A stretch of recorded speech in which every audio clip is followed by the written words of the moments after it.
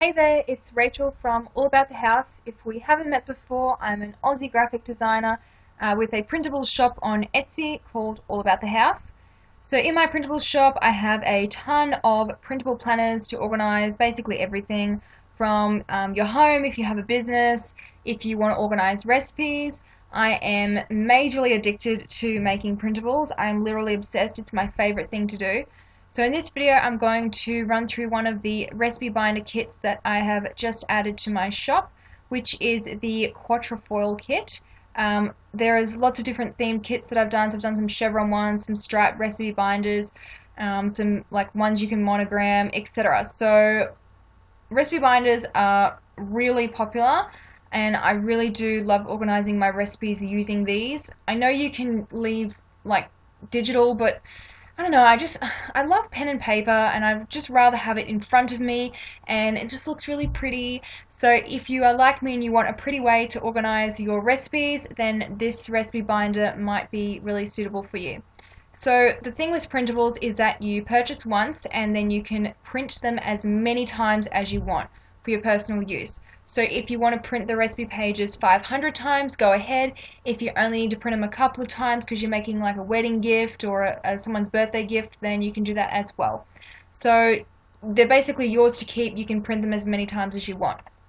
This recipe binder is editable, so I'll show you in a sec when I get up some of the pages and show you what that means. Basically, you can type in your text before printing, so you don't have to handwrite out all of your recipes if you don't want to. You can just print the pages blank and handwrite on them if you want, but if you have really messy handwriting like I do, you can type them straight in, save you a ton of time. You can even copy and paste from a website straight into the recipe pages if you want to.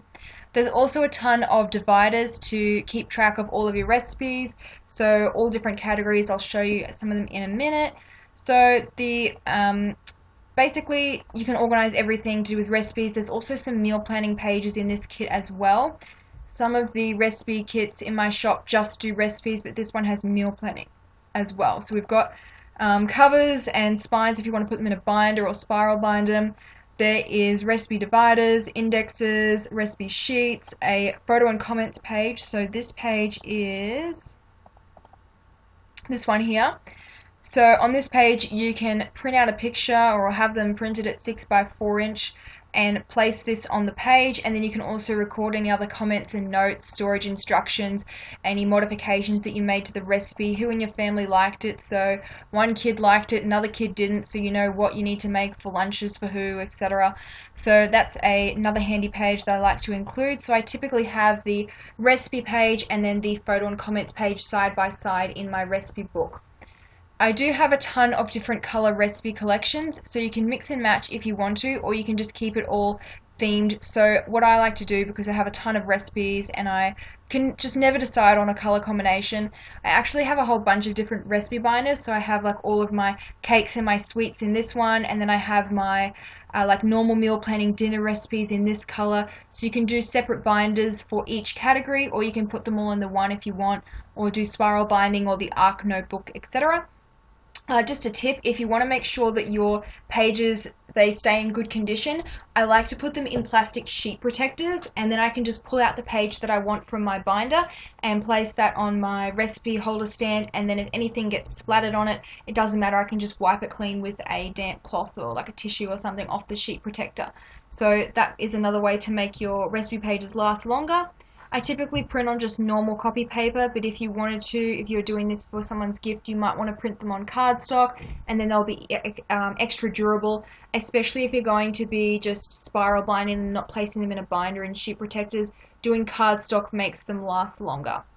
You can do two per page printing, so if you wanted to have the recipe sheet print 2 on a page, if you've got a lot of recipes or you just want to save space and paper, etc., you can do that. And there's also 2 copies as well if you wanted to do duplex printing, and that's the same for all of the pages, so the favorite recipes, the recipes to try, etc., the indexes. So this is all the pages that are included. There's 33 categories. There is basically every type of category that you could think of. You don't have to print them all, you can pick and choose whichever ones are suitable for you. It's totally up to you. So let's have a sneak peek at some of the pages that are included. So if you did want to purchase the recipe binder, it's an instant download, which means after you pay, you can download the files and start using them straight away. So if you purchase now, you could be printing in 5 minutes time. So once you purchase them, if this folder with the files doesn't automatically pop up, just go to the downloads folder of your computer and the files will be in there. So these are all of the pages that are included. I like having them in separate PDF files because then that way you can just pick and choose which ones you want to print. If you go to the list view on your computer, sorry, the details view, you can see a preview. You can expand that out as well. So if you're trying to decide what pages to print, you can simply click on the page and it'll show you what it looks like without having to open up the pages. These are PDF files, so you will need Adobe Acrobat or Adobe PDF Reader Viewer to open them.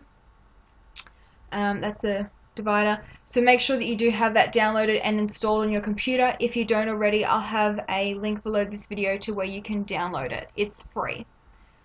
So let's go through some of the pages. We've got the cover. So who doesn't love a pretty cover? I'm obsessed with covers. I feel like it's like the first impression. You want it to be really pretty. So this one is a really nice aqua and grey color scheme, which I'm really loving at the moment. And we've got the cover and spine. So these will suit pretty much any binder. If you have a really thin one, you might have to trim it down, so maybe cut it there rather than on the outside border. But it will basically fit any binder that you're using. Got the recipe sheet page, so you can record the recipe, the number of serves, who the recipe is from, or the source. So if you got it from like taste.com, love that website for recipes. And then you can list out all your ingredients, the directions. You can just list them out in sentences, or you could number them if you wanted to. I've left that one open-ended so you can customize it to suit however you like to plan your recipes. A weekly meal planner for each meal. So this one's a really good one to print and laminate and then place on your fridge and write on with a whiteboard marker. That's what I like to do with the weekly meals one. There's the recipes to try page. So if you're flicking through catalogs or magazines, or you're just not sure what recipe to make next, this page is a really good go-to source for that. Got the recipe index. If you're a bit of a recipes hoarder like me, if you're guilty of that, this page is really good to record all the recipes that are included by category. So I am a massive sweet tooth. I have so many chocolate cake recipes, so I use these pages to keep track of them. I have the cover for that section, then I place the recipe index, and then sometimes if I have so many recipes, I'll include the favorite recipes as well, and then I go into my recipe pages. So by keeping them all in separate categories, I can easily find the recipe that I'm looking for, and I typically keep it in order that it appears on this page as well. So if this one is a triple choc brownie recipe, that means when I get to the recipes of that category, the first recipe you see is that triple choc brownie one. That may be a little OCD for some people, but it really helps me find the exact recipe that I'm looking for super quickly. This one is the photo and comments page I was talking about earlier, so you can print out a photo and paste it on here, like with glue I typically use, or some double-sided tape, and then the comments, storage, etc. And then we've got the notes page, the meal planning divider, so you could do a whole separate meal planning binder if you wanted to print out 52 pages of the meal planner, or there is also this page, the meal plan and grocery one. This one is in the Sunday and Monday start versions as well, so it doesn't matter how you plan, you can use either one. So you can print out a whole bunch of these and spiral bind them, and then you've got your own like recipe book that you can take with you to the shops and have it all in the one place, and super handy rather than scrap bits of paper scattered everywhere and you don't know where the heck you left your shopping list. There's also a page if you just want to have your grocery list separately, or if you have a big family and you do like a monthly shop, then you can record them here. I tend to be guilty of being a basket shopper, so I typically will use this page. Then there's the favorite recipe websites, and I do have the spelling for the USA and Aussie versions of spelling as well. Then all of the categorized recipe indexes, so if you wanted to just put all of your recipes in the one binder and not separate them by categories, you can use this page here. Or if you want to keep them all categorized, there's this one as well. And then there's also 12 monthly meal planners, so if you prefer to meal plan monthly, then there's this one. So like I said before, all of these pages are undated, so you can start using them anytime and keep using them for years to come. My computer's just being a bit slow at the moment, so when it loads I'll show you what editable means. Rightio, so when you open the files you'll see all these light blue fields all over the page. That means that it's editable, so anywhere that it's light blue you can click and then you can start typing your text. You can add in all of your dates for the year, and then you can add in all of your meals, or if you didn't want to print, if you wanted to be a digital person, you could just type it all in and save it on your computer. If you are going to be doing, like you might want to do weekly meal plans for like weight loss, where you know that it's going to be the same if you've got like on an 8-week rotation, you can fill out all of your recipes for your meal plan, save it on your computer, and then just reprint it for the relevant week, so you don't have to keep retyping and re-handwriting everything in. So I encourage you to keep these blank versions and then just go File, Save As once you've added in all your info, and just add like a 1 to it on the end or whatever text you want to call it. So then you can just come back and reprint it without having to type all the info in again. So let's just do some editable. So if we click in there, so let's just say it's 12th. Well, that's a bit weird. You wouldn't start the month on the 12th, so the month starts on the 1st. And then we'll go into the recipe. So let's say you were making a lasagna and you were doing a salad with it as well. With salad, and then you might have that for lunch. So lunch is this one, and then salad. It will go to the next page as well, and I don't know why that keeps coming up.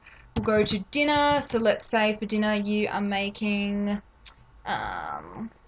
some potatoes, and of course I'm going to spell this wrong. So you could do that, you could just do your dinner, you could meal plan the whole thing. If you hit enter, the text will automatically shrink, so you can add as much as you want. So if you wanted to plan out every single meal, you wanted to go breakfast right through to dinner, you can do that with these pages. The font size will automatically reduce the more that you write. Obviously don't write too small, or you'll need to get some glasses out to read it. So that's how editable works. If we go to another page, let's go to the recipe sheet. And all of the recipe dividers are in a separate folder for convenience. They're all saved separately, so you can just print whichever one's suitable to you. So then we've got this one, which is editable. So you can start typing in all your ingredients, if it needs like 3 eggs, whatever it is. And there's plenty of room to type or handwrite in the ingredients and the directions as well. If you did need even more space to record directions, you could always have this page and then print out the notes page and have that next to it and continue writing the directions on the notes page if you wanted to have some more room to write. So there's those 2 pages included. Like I mentioned earlier, if you want to do 2 per page printing, just go File, Print, and then you would go to Properties. Whoops, wrong printer. Cancel. Properties. And you would go to paper saving, and it will print 2 on 1 page, or you can like manually select that from your printer menu. I do have another video where I go through all of the different ways that I print and recommend printing, how to get the colors to print brighter, etc. If you wanted to print a page out that's at like Erin Condren planner size or at a non-standard size, if you were using this in a odd shaped binder, or you wanted like 7x9 or whatever page size you want, there is a way to do that, and I've got that in a blog post which I'll link below with a whole bunch of printing tips, screenshots, more video tutorials, everything. So if you didn't want to print them full page, you can do that with any of my printables in my shop. So that was basically it for all of the pages that are included in this kit. So if you have any questions, just let me know in the comments below, and I'll include a link to that printing tips blog post from my blog, and also where you can purchase this recipe binder if you're interested. It's only $12 Australian, or if you live in the US, it'll only be about $10 given the exchange rate. So it's super cheap, and you can print it as many times as you want. There is 93 sheets included, and remember, most of them are editable, so you can type in your stuff before printing. So thanks for watching.